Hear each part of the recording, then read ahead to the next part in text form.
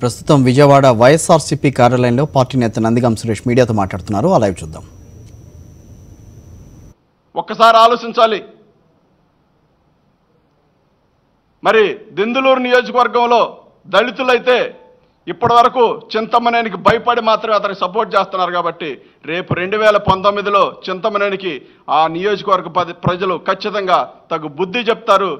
అతన్ని హింసించిన విధానం చూస్తూ ఉంటే ప్రజలు బుద్ధి చెప్పడానికి కానీ దళితులు ఒక్కళ్ళైనా ఒక్క ఓటేసే పరిస్థితి లేదు. అదేవిధంగా రాష్ట్రం మొత్తం మీద కూడా 175 నియోజకవర్గాల్లో కూడా ఒక్క దళితుడి దగ్గరకైనా వెళ్ళి ఒక్క ఎస్సీ దగ్గరకైనా వెళ్ళి ఈ ఓట్లు మాకు వేయండి అని చెప్పి అడిగే దమ్ముందా? ఇంకా వేస్తారా? వేసే పరిస్థితి లేదు. ఒక్కసారి గమనించాలి రాష్ట్ర ప్రజలు కూడా.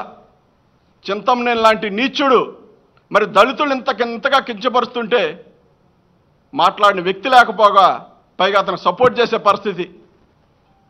ఎంతసేపు దళితులంటే ఏంటి అని వాళ్ళ ఉద్దేశం ఏంటంటే వాళ్ళు ఇంట్లో బానిసలుగానో పాలేరులుగానో చెప్పులు కుట్టుకునే వాళ్ళగానో ఆలోచించే విధానం.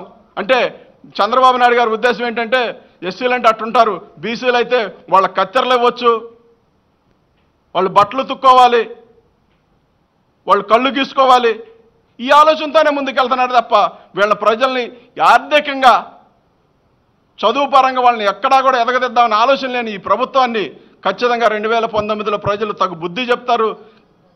నేలకేసి తొక్కాల్సిన బాధ్యత కూడా ఈ ప్రజలపైన ఉంది. ఒకసారి ఆలోచించండి. చింతమనేని ఈ చిందులు సాగవు. నీలాంటి నీచ నికృష్టమైన వ్యక్తి ఈ రాష్ట్రంలో ఉన్నాడంటే మేమందరం కూడా చాలా అవమానంగా భావిస్తున్నాం. అదేవిధంగా ఎమ్మెల్యే పదవికి పూర్తిగా అనర్హుడివి, నువ్వు రాజీనామా చేయాలి, టీడీపీ ప్రభుత్వం నుంచి నువ్వు సస్పెండ్ చేయాలి. అదేవిధంగా తన మీద కేసు కట్టి అట్రాసిటీ కేసు కట్టి తన మీద యాక్షన్ తీసుకోవాలని బాధ్యత ఈ ప్రభుత్వం పైన ఉంది. ఒకవేళ మీరు గనక తీసుకోకపోతే ఖచ్చితంగా జాతీయ ఎస్సీ కమిషన్ కలిసి అట్రాసిటీ కేసు పెడతాం. ఇందులో రాజీ పడే ప్రసక్తే లేదు. చంద్రబాబు నాయుడు కానివ్వండి, ఆ మంత్రులు కానివ్వండి, ఆ ఎమ్మెల్యేలు కానివ్వండి, మాట్లాడే భాష మార్చుకోకపోతే చాలా జాగ్రత్త. ఇంతకు మించి మీకు ఎక్కువ మాట్లాడడం కూడా అనవసరం. ఇంతటి దుర్మార్గులు ఈ రాష్ట్రంలో పాలన చేస్తున్నారంటే చాలా బాధ.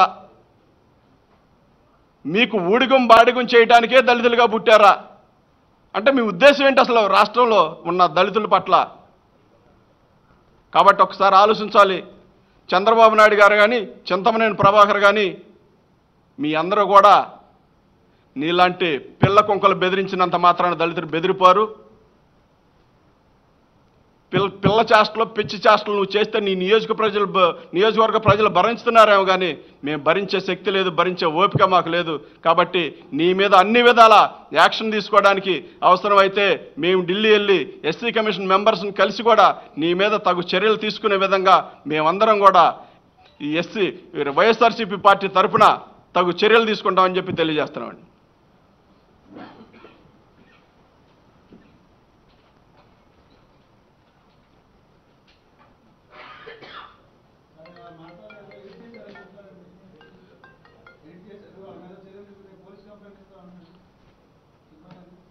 చింతమనేని ఎడిటింగ్ ఏదనుకోకుండా వాళ్ళు మాట్లాడింది వాళ్ళు తప్పును కప్పించుకోవడానికి ప్రతి ఎడిటింగ్ అంటారు, కల్పితం అంటారు. ఎందుకంటే కల్పితాలు ఎడిటింగ్లు చేసుకోవాలని కర్మ వాళ్ళకే పట్టింది కాబట్టి వాళ్ళే మాట్లాడుతూ ఉంటారు.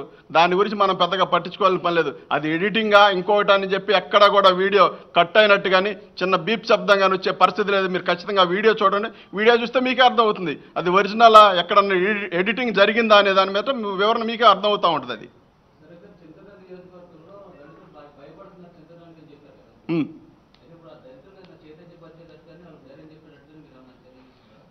ఉన్న పరిస్థితుల్లో చింతమనేనికి ఇంకా మహా అయితే 50 రోజులు అవకాశం ఉందండి.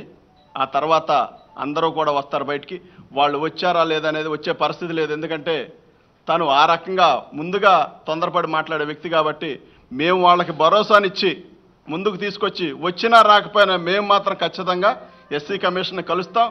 కలిసి చింతమనేని పైన తగు చర్యలు తీసుకోవాలని చెప్పి మాత్రం ఖచ్చితంగా డిమాండ్ చేస్తామండి.